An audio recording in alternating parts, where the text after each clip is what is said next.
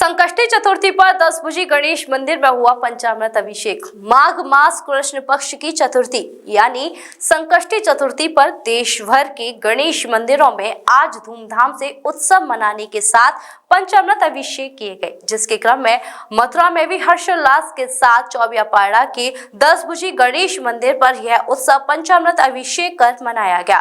प्रतिवर्ष की भांति इस वर्ष भी वैदिक मंत्र और शास्त्रोक्त रीति रिवाज के मध्य विघ्नहर्ता भगवान गणेश का पंचद्रव्य से अभिषेक किया गया।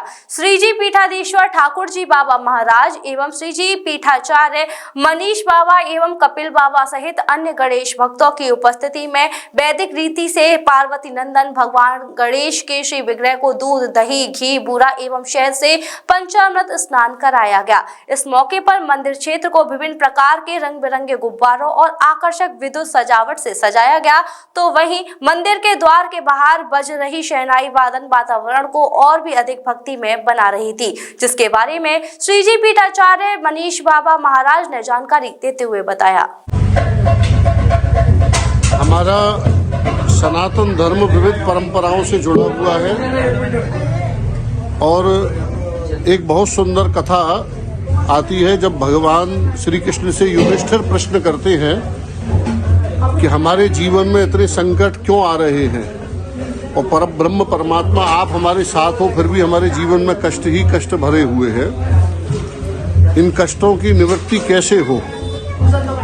तो भगवान श्री कृष्ण उत्तर देते हैं विष्णु पुराण में युधिष्ठिर को और कहते हैं कि धर्मराज, माघ कृष्ण पक्ष की चतुर्थी का आप विधान पूर्वक अगर उपवास पूजन अर्चन करें तो उसके करने मात्र से समस्त संकट दूर हो जाते हैं।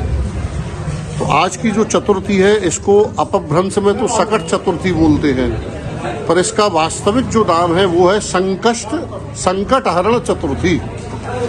तो ठाकुर जी से इसका सब विधि विधान धर्मराज युधिष्ठिर पूछते हैं तो भगवान बताते हैं कि प्रातः काल उठ के द्योत वस्त्र आदि को धारण करके यमुना गंगा का स्मरण करके स्नान करके और फिर भगवान गणेश की पूजा विधि करनी चाहिए। महाअभिषेक आदि सारा क्रम कहते हैं। इसी के ही तदनंतर यहाँ आप देख रहे हैं कि संसार में सभी जगह विश्व में भगवान गणपति के भक्त हैं, क्योंकि आविर्भूतम च सृष्ट्यादौ प्रकृते पुरुषात् परम कहते हैं कि शिव पुत्र हैं, और वेद कहते हैं कि आविर्भूतम च सृष्ट्यादौ, ये ब्रह्मा विष्णु और शिव से भी पहले है, तो वेद के वाक्य भी झूठे नहीं हो सकते। तो इसलिए सकल विश्व इनकी पूजा करता है। और हमारे यहाँ जो स्वरूप विराजमान है ये माथुर मुनीषों को धन्य करते हुए विराज रहे हैं चौबियापाड़ा में, ये भगवान महागणपति है। गणेश और महागणेश में दोनों में अंतर है।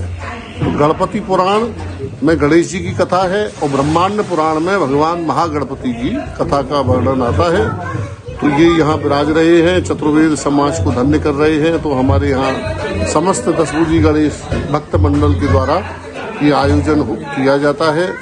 तो जैसा कि आप देख रहे हैं कि पूज्यपाद श्री ठाकुर जी बाबा महाराज श्री जी पीठाधीश्वर जी के द्वारा भी महाअभिषेक हुआ, समस्त भक्तगण उपस्थित हैं। इसके उपरांत में अभिषेक के उपरांत में आगम एवं निगम दोनों पद्धतियों से पूजन किया जाएगा। ये विशेषता है, बहुत सी जगह केवल निगम के द्वारा पूजन होता है और आगम के द्वारा नहीं होता।